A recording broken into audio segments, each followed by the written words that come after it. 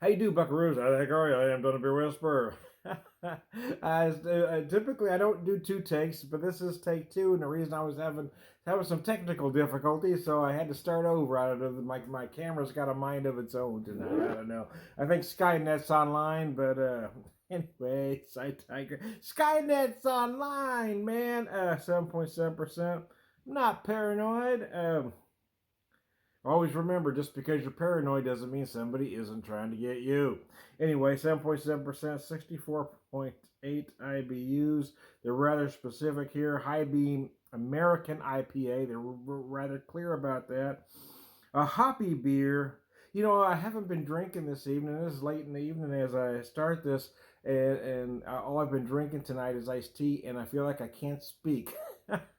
So I don't know what's going on, man. I don't know what they put in that tea, man.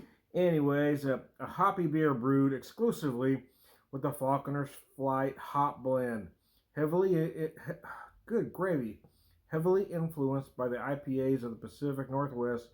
This is the epitome of an American IPA. Floral, citrusy, aggressive, yet smooth. A hop lover's paradise. The ingredients are 2-row wheat, caramel 40, caramel 120, and then Falconer's Flight hops. Yeah, you know what? I apologize for having drank a little bit already. Anyway, I digress, man. It was a long work week, man.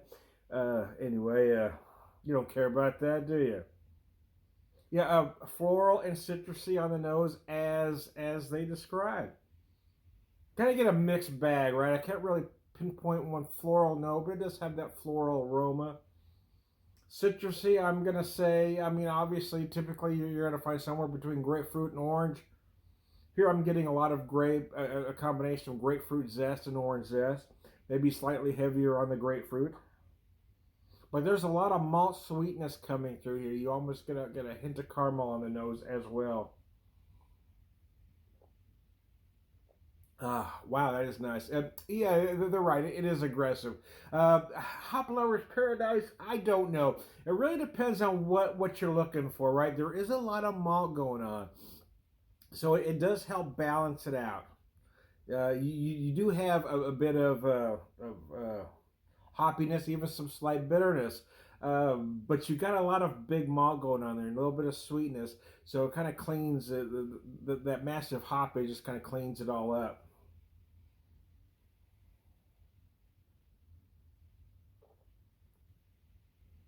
The wheat in here just softens the body, makes it the mouthfeel texture, makes it the texture very pleasant, a nice mouthfeel going on there.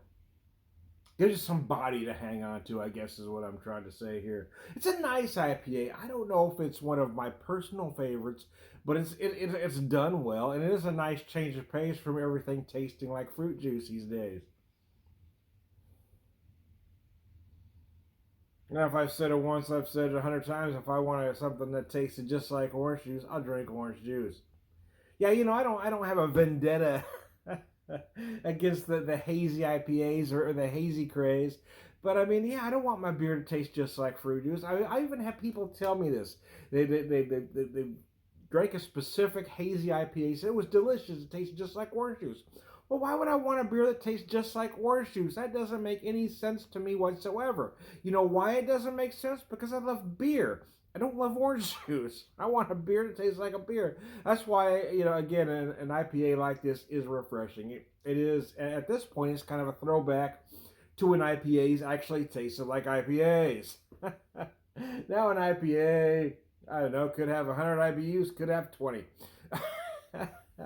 IBUs mean nothing to IPAs anymore, especially if you're talking about a hazies or brute. I mean, what's in three letters apparently? I mean, I don't know. But most of what I've had, the brute style, I actually really like the brute style. I just don't believe they're actually IPAs.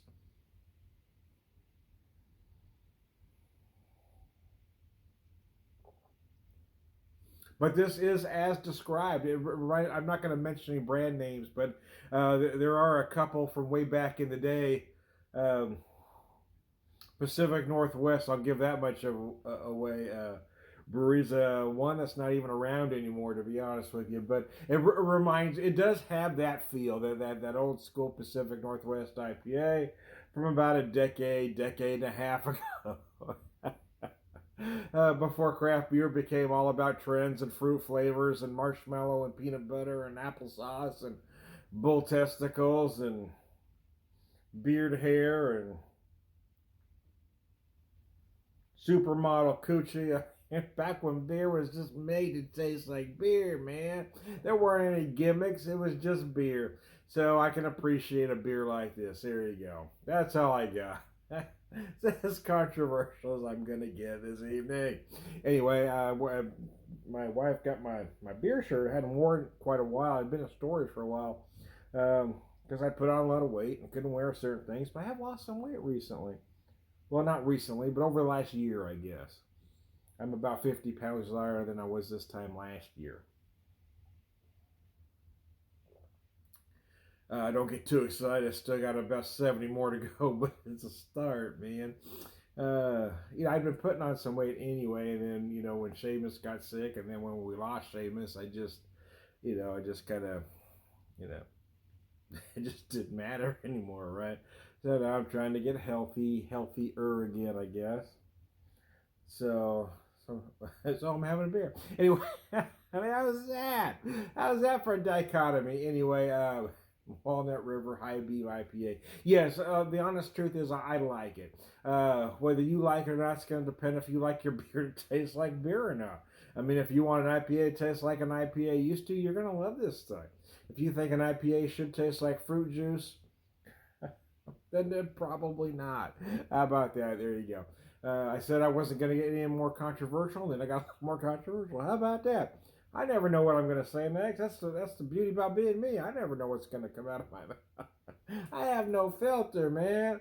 And it's gotten worse with age, man, because I used to try to hold it back, and now I just don't care. Anyway. Anyway, I digress. I do recommend trying this one, though. For me, is it a buy again? Honestly, because it's not in my neck of the woods. I picked this up in the Kansas City area when we were out there. So because it's not a beer readily available to me, yes, if I get back out in the neck of the woods that sells this, I would try it again. I do find it enjoyable. So there you go. I am Tom the Beer Whisperer, Beer Evangelist, prolific beer drinker, per as a man.